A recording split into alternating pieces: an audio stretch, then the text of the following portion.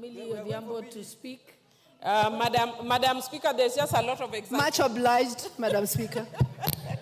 Madam Speaker, there's a lot of excitement in relation to ongoing issues relating to the finance bill. And as you know, our party is having a parliamentary group meeting. I know that your party had a parliamentary group meeting in the morning. And I'm sure the party will give a position after that. But I'm glad at least people are listening to Kenyans, which is a good thing. Madam Speaker, I just want to say that in principle, I support this bill, but I just want to point out some certain issues around it.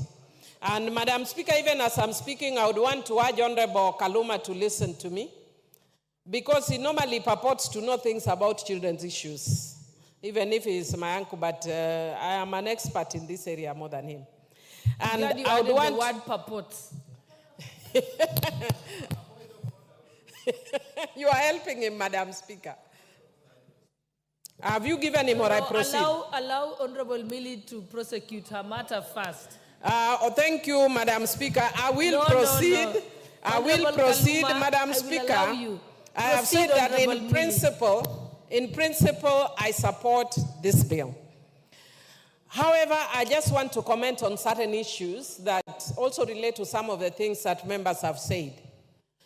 And that is that even though I support this bill in principle, the architecture of this bill is challenging.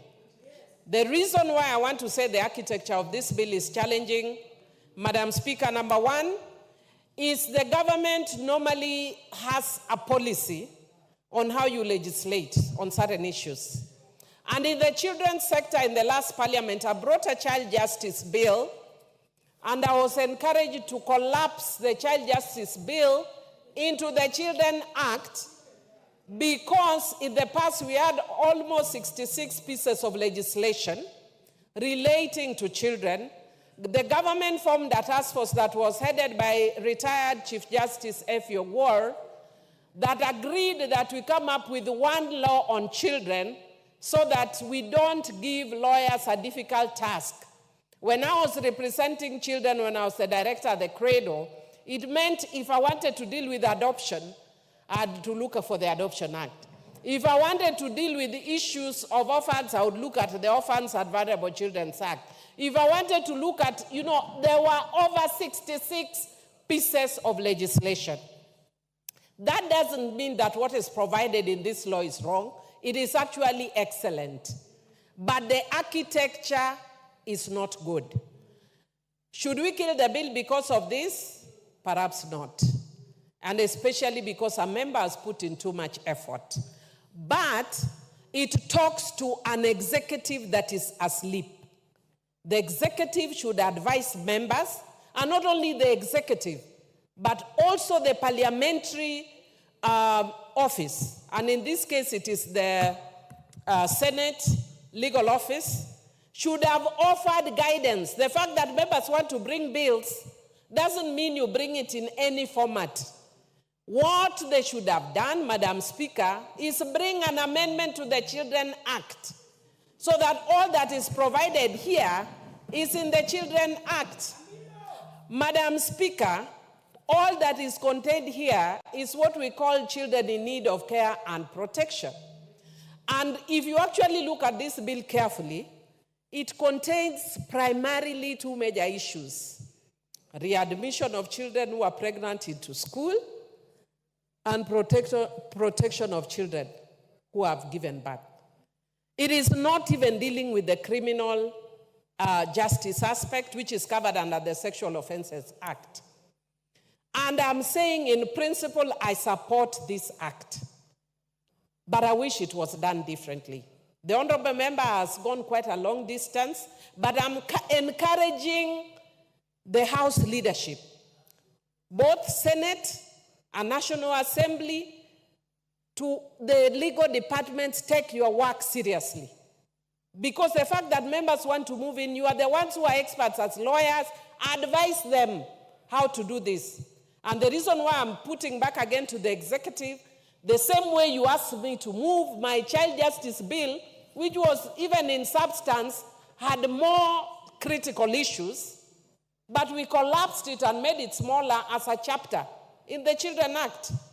Because as a policy, the government had agreed that we collapse all children matters into one.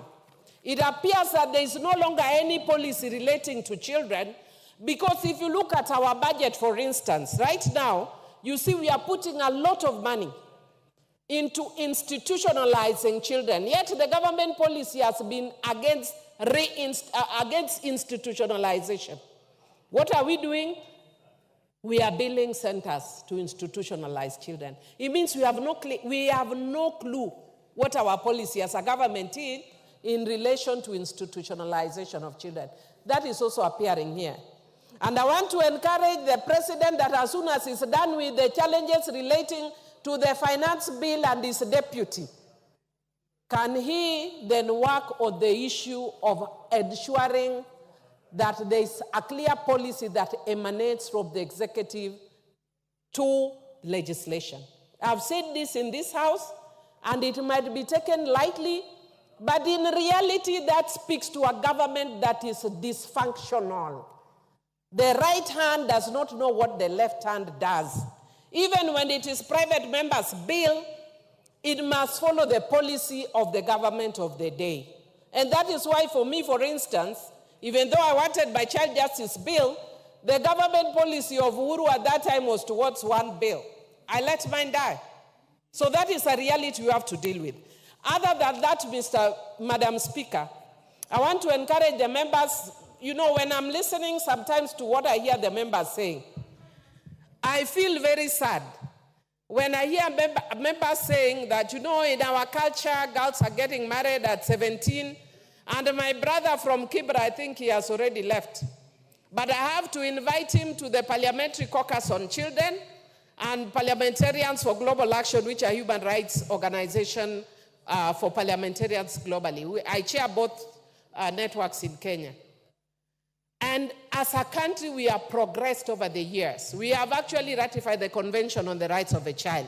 We have raised standards on protecting our children, that we cannot talk because of men's libido that we lower the age for our children.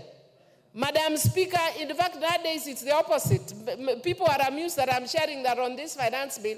There is a young man who has written to me when people are writing and telling me, Madam Speaker, stop, make sure the finance bill does not pass. Make sure the finance bill does not pass. A young man instead is writing to me that I am young but I have inches, Madam Speaker. So it is actually the reverse. It's the young men who are now very keen on looking for retirees like me. I don't mean I've retired in my work, but I've retired in that other sector. Telling me about inches. What do I do with inches, Madam Speaker? But what I'm saying is, even for those ones, we must protect our young boys from people, I think we call them coggers or something, who are maybe older, but may want to take advantage of young boys who are young and poor and want to take advantage by giving them money.